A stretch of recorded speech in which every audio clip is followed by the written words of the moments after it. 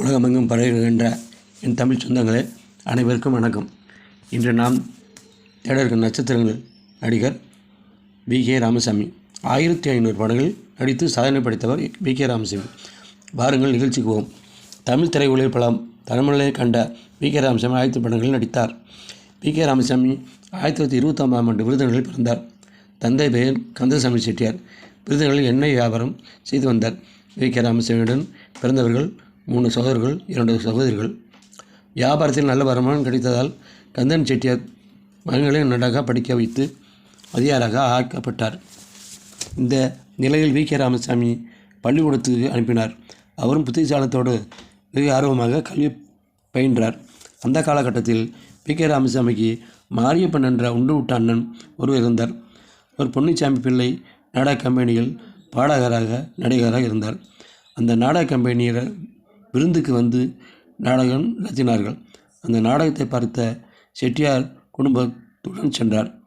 அண்ணன் மாரியப்பன் நடிப்பை பார்த்து லயித்து போன வி.கே. ராமசாமிக்கு அவரைப் போலவே நானும் பிரபல நாடக நடிகர் ஆக வேண்டும் என்று எண்ணம் ஏற்பட்டது. தனது நடிப்பு ஆர்வத்தை மாரியப்பனிடம் தெரிவித்தார். ஆனால் அவரோ சாக்குப்போக்கு சொல்லி நழுவிவிட்டார். நாடக குழுவினர் பொன்னமராவதிக்கு இடம் மாறி சென்று விட்டார்கள். ஒரு நாள் வி.கே. ராமசாமி பெற்றிடம் எதுவும் சொல்லிக் கொள்ளாமல் 60 ரூபாய் பணத்தை எடுத்துக்கொண்டு வீட்டை விட்டு வெளியேறினார். எங்கு தேடியும் அகப்படவில்லை.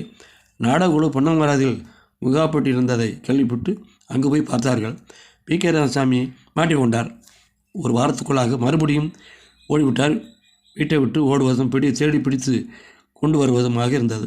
3வது தடவையும் நடந்தது. பிறகு ஒரு முறை 4வது முறையாக இனி இது தேராது என்ற கேஸு என்று குடும்பத்தார் முடிவுக்கு வந்தனர்.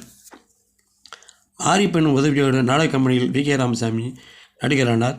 குடும்பத்தோடு கும்பலாக வந்து போகும் சில இடங்களில் அவருக்கு வழங்கப்பட்டது. இப்படி ஓராண்டு ஓடிவிட்டது. மகனை பார்க்காமல் தந்தையால் இருக்க முடியவில்லை.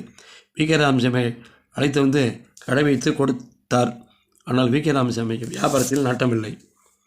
பின்னர் தந்தையின் ஆசையோடு மீண்டும் நாடக கம்பெனியில் சேர்ந்தார். அப்போது நடிகர் டி.கே. ராமச்சந்திரன் அவனுக்கு நட்பு ஏற்பட்டது. கொஞ்ச நாளில் டி.கே. ராமச்சந்திரன் தனியாக நாடக கம்பெனியை ஆரம்பித்தார். அது வி.கே. ராமசாமிக்கு நல்ல வேடங்கள் கிடைத்தன. பம்பாய் மெயில் பல நாடகங்கள் நடித்தனர். 4 ஆண்டுகளை நடித்த அந்த நாடகக்குழு ஒன்று கலைக்கப்பட்டது.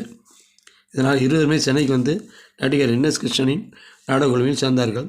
என்.எஸ்.கே. கம்பெனி நடத்திய நாம் இருவர் நாடகம் பிரமாதமாக வரவை பெற்று வி.கே. ராமசாமி நன்றாக நடித்து பாராட்டு பெற்றார். பிறகு இந்த நாடகத்தை ஏவிஎம் நிறுவனம் நாம் இருவர் என்ற பெயரில் படமாக தயாரிக்கப்பட்டது. அந்த காலகட்டத்தில் புகழ்பெற்ற விளங்கிய டி.ஆர். மகாலிங்கம் கதாநாயகனாக நடித்தார். டி.ஏ. ஜெயலட்சுமி கதாநாயகி. இந்த படத்தில் நடிக்கும் வாய்ப்பு வி.கே. ராமசாமி கிடைத்தது. இந்த சமயத்தில் வி.கே. ராமசாமிக்கு 18 வயசு. ஆனால் படத்தில் அவருக்கு 60 வயது முதியவர் வேடம் போட்டு கொடுக்கப்பட்டது.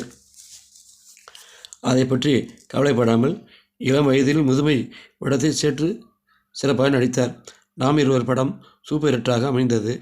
என்ற போதிலும் வி.கே. ராமசாமிக்கு அதிர்ஷ்ட தேவை கண் பார்வை கிடைக்கவில்லை.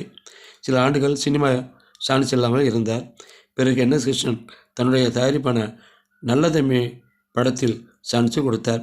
அதை ஏற்று வி.கே. ராமசாமி நடித்தார். லைலா மஜ்னு, வனசுந்தரி ஆகிய படங்களில் நடித்தார். பிறகு மச்சரக படத்தில் 2 பொண்டாட்டிக்காரன் வேடம், அந்த வேடத்திலும் திறமையை வெளிப்படுத்தினார்.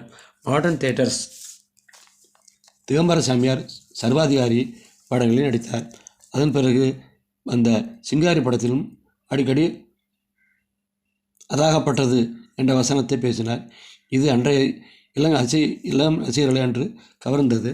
பராஸ்கித்தி, வீரபாண்டியன் கட்டபொம்மன், பட்டிக்காடா பட்டன்மா, மாட்டுக்கார வேலன் போன்றவர்கள் குறிப்பிடத்தக்கவை. வி.கே. ராமசாமி பேசு வசனங்கள் யதார்த்தமாக இருந்ததால் அவர் திரையுலகில் 50 ஆண்டு காலத்துக்கு மேலாக நிலைப்பட்டு இருக்க முடிந்தது. எம்.ஜி.ஆர்., சிவாஜி கணேசன் இருவரிடமும் நண்பனாக இருந்தார். டி.ஆர். மகாலிங்கம் தொடங்கி எம்.ஜி.ஆர்., ஜெயசங்கர், ரவிச்சந்திரன், ரஜினிகாந்த், கமலஹாசன், விஜயகாந்த், பிரபு, சத்யராஜ், விஜய், அஜித் குமார் போன்ற பல தலைமுறை நாடுகளிலும் நடித்து இருக்கிறார். நல்ல இடத்து சம்பந்தம், மக்களை பெற்ற மகராசி, செல்வம், உத்தரதாண்டவம் ஆகிய படங்களை சொந்தமாக தயாரித்தார். மொத்தத்தில் 1500க்கும் மேற்பட்ட படங்களில் நடித்திருக்கிறார். சின்னத்திரையில் சித்தி தொடரில் நடித்தார்.